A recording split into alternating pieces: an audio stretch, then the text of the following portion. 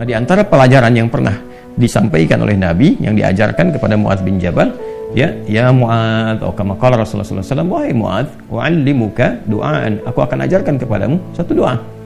Ya, dan jelas kalimatnya. Bisa mengentaskan kesulitanmu, utang-utangmu, dain kalimatnya tuh, walaupun itu sebesar Jabal Uhud, gunung Uhud. Masya Allah.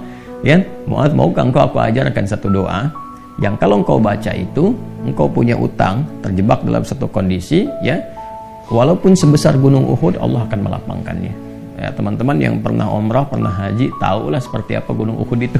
Ya, panjangnya luar biasa dan seterusnya. Itu ilustrasi. Ya, bukan berarti harus segunung Uhud begitu. Gambarannya sebanyak apapun, kalau benar-benar kita terkoneksi dengan Allah, bukankah Allah Maha Kaya, Maha segalanya, yang mudah mengangkat, mudah menurunkan, mudah memberi, mudah juga menghilangkan sesuatu, mengangkat yang baik, memberi yang baik, menghilangkan yang buruk, gitu kan? Dan seterusnya. Maka Mu'adz tentu mengiyakan, dan Nabi kemudian sallallahu alaihi wasallam memberikan petunjuk doanya, gitu kan? Maka beliau memulai dengan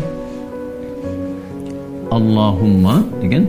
Kalau kita baca ayatnya kan qulillahumma, ya.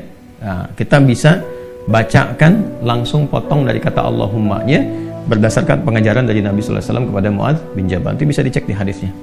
Allahumma malikal mulki. Coba buka mushafnya, ya. Buka mushafnya.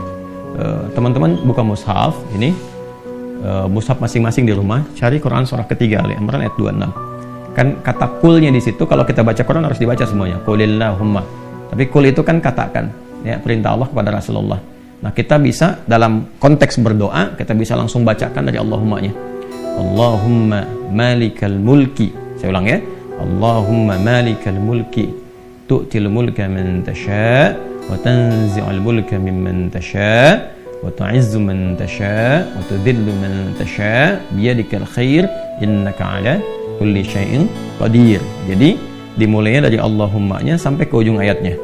Sudah? Sudah, ya? Kemudian teruskan Rahmanad dunya, Rahmanad dunya. Saya tulis, ya, teman-teman itu bisa screenshot, ya. Rahmanad dunya wal akhirah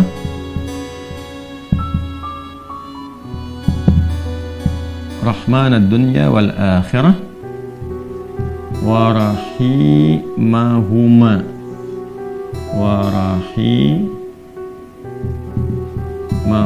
Teruskan. Jadi begitu selesai yang Ali Imran 26-nya, ya, kita baca dari Allahumma-nya. Allahumma malikal mulki tu'til mulka man tasha wa tanzi'ul mulka mimman tasha wa tu'izzu man tasha wa tudhillu man tasha biyadikal khair innaka ala kulli syai'in qadir. Rahmanad dunya wal akhirah wa rahimahuma. Jelas, ya? Tu'ti hima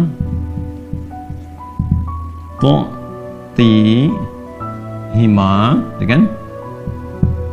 Man tasha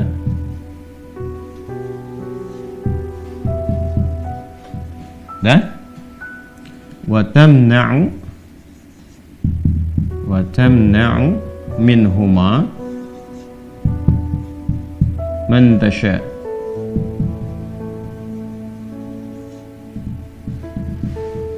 Dah? Sudah? Rahmanad dunya wal akhirah wa rahimahuma, asalnya ya Rahman, ya Rahmanad dunya wal akhirah. Karena kita ingin cepat. Biasanya kan orang memohon tuh kalau punya utang pengen cepat dilepaskan, kan? Maka caranya biasanya dilepaskan huruf ya-nya dan menunjukkan ini fathah untuk menunjukkan ada ya sebelumnya. Asalnya ya Rahmanad dunya wal akhirah. Kita percepat supaya kita minta sesuatu dipercepat. Rahmanad dunya wal akhirah wa rahimahuma tu'tihima man tasha wa tamna'u minhuma, ya kan? Man tasha. Allahumma malikal mulki tu'til mulka man tasha. Ya Allah yang menggenggam segenap kekuasaan, Engkau memberikan kekuasaan pada siapa yang Engkau kehendaki. Wa tanzi'ul mulka mimman tasha, dan juga mencabut, mengambil kekuasaan dari siapa yang Engkau kehendaki. Wa tu'izzu man tasha, Engkau mengagungkan, mengangkat siapa yang Engkau kehendaki.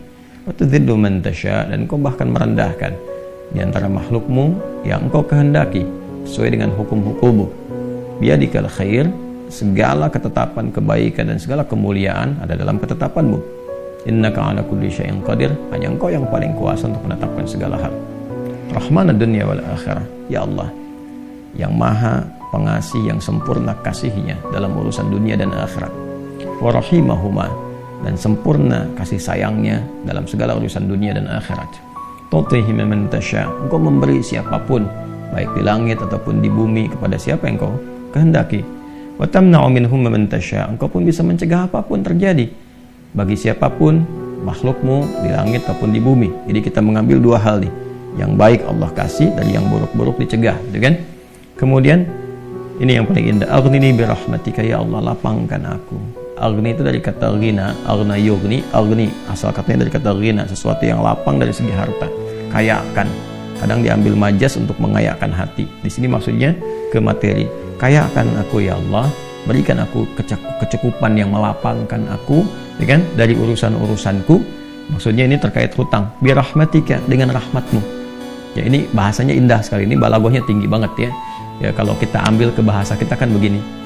Ya Allah, yang paling sayangkan engkau, yang paling punya kan engkau, yang menguasai dunia dan akhirat kan engkau, yang memiliki kebaikan kan engkau, yang mencegah dari segala yang sulit pun kan engkau, yang punya solusi semuanya engkau. Maka dengan kepasrahanku kepadamu dan pengakuanku atas semua rahmat dan kekuasaan keagungan yang engkau miliki, aku memohon dengan rahmatmu, dengan kasihmu, hanya engkau yang sayang ya Allah, yang bisa menyelesaikan urusanku, ya, dan dengan rahmatmu aku mohon yang bisa melapangkan keadaan hartaku untuk melunasi utang-utangku. Kalau aku memohon kepadamu saja dengan segala kasih sayangmu, kepada sifat sayangmu, ya kan? Kalau aku memohon dengan segala sayangmu belum kau kabulkan, maka kepada siapa lagi aku mesti mohon? Sedangkan kau yang paling sayang kepadaku. Kalau yang paling sayang saya tidak memberi, lantas kepada siapa saja? Ya, kepada siapa lagi aku mesti memohon? Maka aku mohon ya Allah, lapangkan keadaan diriku dengan sayangmu itu, sehingga aku tidak memohon dan meminta lagi kepada selainmu. Ini ya, aghnini bi rahmatika an rahmatin man siwak. Ya Allah, semua orang sudah mengatakan gak bisa, ini gak mungkin, ini gak mau, itu tidak. Maka aku memohon kepada yang paling sayang kepada aku. Kalau kepada yang paling sayang saja belum dikabulkan, lantas kepada siapa lagi aku mesti meminta? Mohon lapangkan diriku dan berikan aku kekuatan, sehingga dengan rahmatmu aku tidak meminta kepada siapapun selainmu. Ini indah banget nih kalau kita turunkan dalam bentuk pemaknaan yang balaghahnya. Ini teman-teman doanya. Ya. Setelah itu akhirnya dengan Al-Fatihah. Fatihah itu pahalanya banyak banget kan? Di antara namanya selain pahala itu juga ada fungsi-fungsi fadilahnya, keutamaannya. Ya, apa di antara fungsi keutamaan fadilah itu disebut juga dengan Al-Kafi, Asy-Syafi, yang mencukupkan segala hal. Ya kan? Yang dengan izin Allah bisa menyembuhkan, karena intisari Quran itu ada di Al-Fatihah. Maka diakhiri dengan Al-Fatihah, kemudian setelah itu tutup dengan sholawat. Tutup dengan sholawat. Dan nanti ada hadis lain yang mengajarkan kaitan antara hutang dengan memperbanyak sholawat kepada Nabi Muhammad SAW. Ya.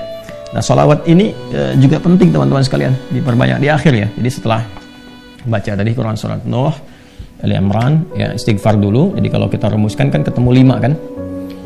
Ya, dari mulai kita istighfar dulu dengan segala ketulusan, dalilnya surat Nuh itu. Kemudian di surah Ali Imran kita bacakan, terus praktek doanya kita temukan. Setelah itu Al-Fatihah. Setelah itu kemudian salawat kepada Nabi Sallallahu Alaihi Wasallam. Jadi di hadis lain ada seseorang yang diajarkan oleh Nabi Sallallahu Alaihi Wasallam untuk memanfaatkan. Nah ini dia, kapan waktu di pertengahan malamnya. Ya, untuk memanfaatkan pertengahan malam itu terkait dengan utang piutang juga. Nah, lalu dia berkata, apa yang harus kami lakukan ya Rasulullah? Yang perbanyak gitu kan, ibadah kepada Allah. Lalu diajarkanlah salawat. Aku akan mengambil, kata orang itu, sepertiganya. Kata Nabi, itu baik. Kemudian kalau bisa tambah, aku akan mengambil 2/3-nya. Kata Nabi, kalau itu baik. Lalu kalau bisa tambah, aku akan mengambil keseluruhannya. Ketika orang itu menghidupkan salawat di akhir-akhir malam itu, ya maka Nabi SAW langsung berkomentar, kama qala Rasulullah SAW, maka Allah akan mencukupkan, bahkan melebihkan apapun yang kamu rasakan gitu ya, yang kamu hadapi. Nah itu beberapa ulama menempatkan bab itu dalam pengantasan utang piutang. Jadi kalau kita temukan, ketemulah kemudian di sana 5 bagian, yang kelimanya ditutup dengan keadaan ini kapan, yaitu waktunya tengah malam, dan ditunaikan diawali dengan sholat dulu untuk mengoneksikan diri kita kepada Allah Subhanahu wa Ta'ala. Jadi kalau Anda bertanya kapan ini dibacakan, ya saya ulangi, kapan ini dibacakan, yang paling pokoknya adalah di pertengahan malam, di 1/3 malam. Jadi bangun malam hari supaya ada getaran kejiwanya lebih cepat mengamalkan Quran surah Al-Muzammil itu surah 73 ya, di ayat yang ke-6, inna nasyi'atal laili hiya asyaddu wat'aw wa aqwamu qila. Bangun malam itu bacaannya menyentuh kepada jiwa, lebih mudah mendapatkan kekhusyuan. Jadi sepertiga malam bangun, istighfar gitu kan. Ya, setelah sholat kita supaya bangun konektivitas dulu. Sholat itu kan kalau sudah bagus khusyuk, konektivitasnya tinggi. Setelah itu baru diistighfari. Istighfar menjelang sahar. Ya, wabil asharihum yastaghfirun, menjelang sahar mereka banyak istighfar. Nah, kalau sudah beristighfar itu Masya Allah nanti di Quran surah ketiga ayat 17 itu nanti akan diberikan oleh Allah 4 kekuatan yang bersanding dengan orang istighfar. As-sabirina was-sadiqina wal-qanitina wal-munfiqina wal-mustaghfirina bil ashar. Punya kekuatan untuk sabar, punya kekuatan untuk membenarkan ajaran Quran dan mengamalkannya. Kemudian apa lagi? Qanitin, khusyuk ibadah. Orang yang biasa bangun malam istighfar di ujung malam tuh lebih khusyuk ibadahnya. Nanti wal munfiqin, bisa jadi rajin infak, setara itu. 4 itu bisa setara. Jadi orang yang istighfar, pemahaman pertamanya bisa setara amalnya dengan orang yang rajin infak, yang khusyuk ibadah, orang yang membenarkan isi kitab dan mengamalkan, serta orang sabar. Pemahaman berikutnya adalah mendapatkan 4 keutamaan ini. Bisa rajin infak. Bagaimana bisa infak kalau nggak ada yang diinfaki? Ya, makanya itu satu-satunya juga yang menguatkan kembali bahwa ketika bisa istighfar dipraktekkan di ujung malam, wabil asharihum yastaghfirun. Kapan istighfarnya? Setelah tahajud. Dari mana taunya? Quran surah 51 dari ayat ke-15 sampai ke-18. Innal muttaqina fi jannati wa 'uyun akhidina ma atahum rabbuhum innahum kanu qabla dzalika muhsinin. Ayat 17-nya, kanu qalila minal laili ma yahja'un. Kan mereka itu orang-orang yang sedikit tidurnya, maksudnya menghidupkan malam, rajin tahajud. Setelah itu apa? Wabil asharihum yastaghfirun. Menjelang waktu sahar, sepertiga malam ke waktu sahar, ya dekat-dekat ke fajar dia banyak istighfar. Nah, saat istighfar itulah dia dapatkan sampai hatinya khusyuk, baru bacakan ini. Ya Allahumma malikal mulki tu'til mulka man tasha' wa tanzi'ul mulka mimman tasha' wa tu'izzu man tasha' wa tudhillu man tasha' biyadikal khair innaka 'ala kulli syai'in qadir. Ar-rahmanad dunya wal akhirah. Itu tulisan ke sana. Wa rahimahuma tu'tihuma man tasha' wa tatamna'u minhum man tasha'. Kemudian teruskan langsung ke bawah. Aghnini bi rahmatika an rahmati man siwak. Minta kepada Allah. Ya, setelah itu boleh sertakan kemudian bahasa-bahasa kita minta. Terus baca Al-Fatihah, tutup dengan salawat kepada Rasulullah sallallahu alaihi wasallam. Ya, itu dibiasakan. Nah, sampai mendapatkan kekuatan, tapi bukan berarti tidak berikhtiar. Setelah itu ikhtiar tetap. Ya, tetap berikhtiar. Ya, bagaimana cara berikhtiarnya? Ya, itu bisa kita bekerja dengan baik. Kalau nggak ada modal sama sekali, misalnya kita berikhtiar dulu dengan amal kebaikan. Datang ke masjid, berusaha rapi-rapi, gitu kan? Kemudian kita lihat ke DKM-nya misalnya mengajukan dulu permintaan. Nggak usah banyak-banyak pinjamnya. Pinjamlah misalnya 100.000, 200.000 atau 500.000. Kemudian setelah itu cari peluang-peluang misalnya di majelis-majelis ilmu, kan banyak orang belajar itu. Ya, belilah modal tertentu, beli makanan atau minuman. Terus kontak ke DKM-nya, sampaikan. Ya, supaya nanti ada sinergi antara jamaah dengan yang dagang. Bicara dengan baik-baik sehingga nanti diumumkan. Ustadznya juga menyampaikan, berikan kelapangan kepada teman-teman yang sedang misalnya mencari rezeki berjualan, dapat dari situ, tambahkan lagi berdoa. Bisa jadi tiba-tiba Allah berkehendak menggerakkan orang-orang tertentu yang baik dan sebagainya, ya kan? Jadi bukan datang ke Ustadz untuk melunasi utangnya. Saya lihat beberapa teman-teman tuh kalau minta, saya terjebak riba gini, gimana solusinya? Mau minjam, mau minta dilunasin. Teman-teman saya itu udah tugasnya ngajar. Kalau antum tanya doang saya jawab, tapi ya, kalau urusan dunia carilah gitu kan, terkait dengan dunianya. Bisa antum ke Basnas, bisa ke bagian DKM masjid, bisa ke teman-teman pengusaha yang muslim yang baik-baik ya. Kalau saya kan ngajar gitu. Ya, kalau ada alhamdulillah, kalau ada gitu kan. Ya, kalau yang sifatnya terkait dengan bimbingan itu lebih utama.